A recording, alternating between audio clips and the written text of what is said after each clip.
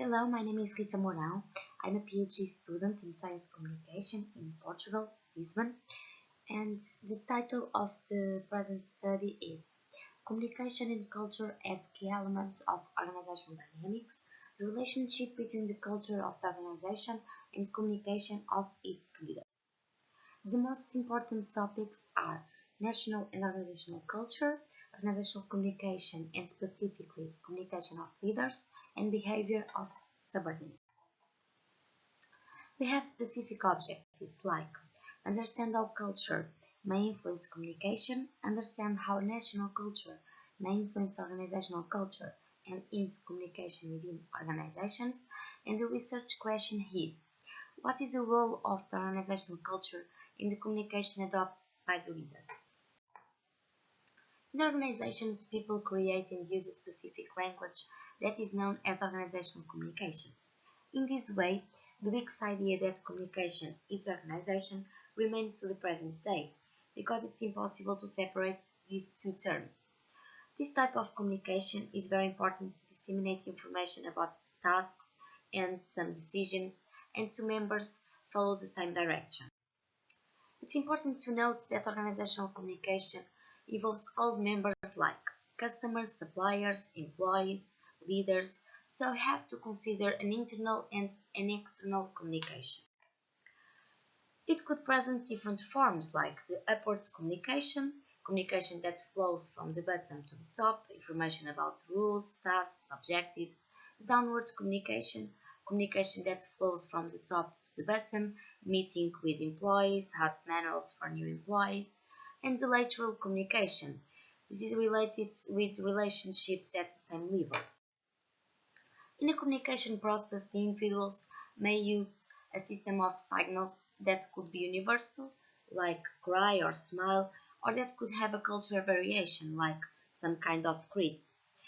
It's not a transmission of information because it will depend on the context and culture of sender and receiver. So it's important to know how the culture of an organization may influence how its members communicate with each other. According to Hofstede, the national culture is very important to the organizational culture, and cultural aspects may be studied considering issues like power distance, in other words, the relationship between the leaders and subordinates, the degree of individualism and collectivism.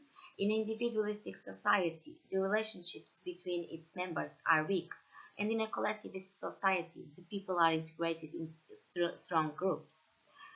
In a masculine society, people want high salaries and higher functions, and in a feminist society, people want good relationships, safety, and cooperation.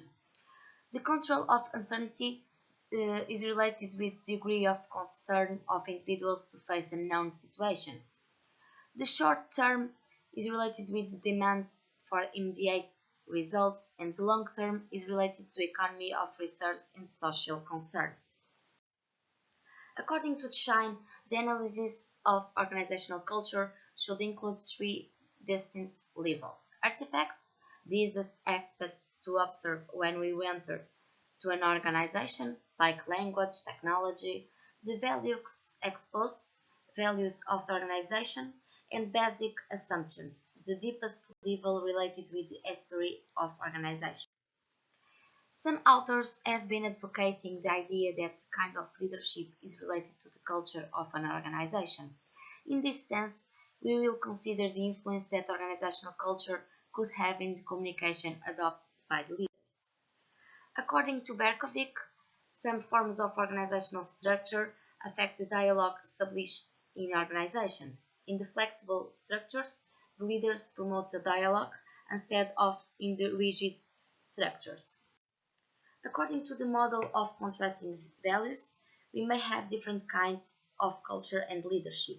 Hierarchical, in this case, the leader guides employees to the results, emphasizing the need for efficiency of work processes.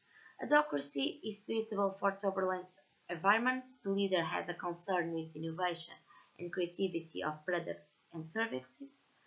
Clan is suitable for family business, and the leader has a concern with teamwork. Market is oriented to the outsider environment, and leaders have a logic of playing to win. An effective communication of leaders could be fundamental to some behaviors of subordinates, like greater identification, greater satisfaction, and better performance. With the model of contrasting values, we may conclude that each organization has its own culture, and leaders must realize what kind of communication they have to adopt. People are more and more compatible in a personal and in a professional way. The organizational communication should never be isolated from the context. All members should be involved, and this topic should be considered in an interpretive perspective. The organizational communication is increasingly influenced by issues of power. This study has theoretical and practical contributions. The evolution of this discipline should consider integrating topics such as language, culture, and symbolism as a way to improve communicative performance. However, only a small percentage of these subjects have been the subject of study in Portugal.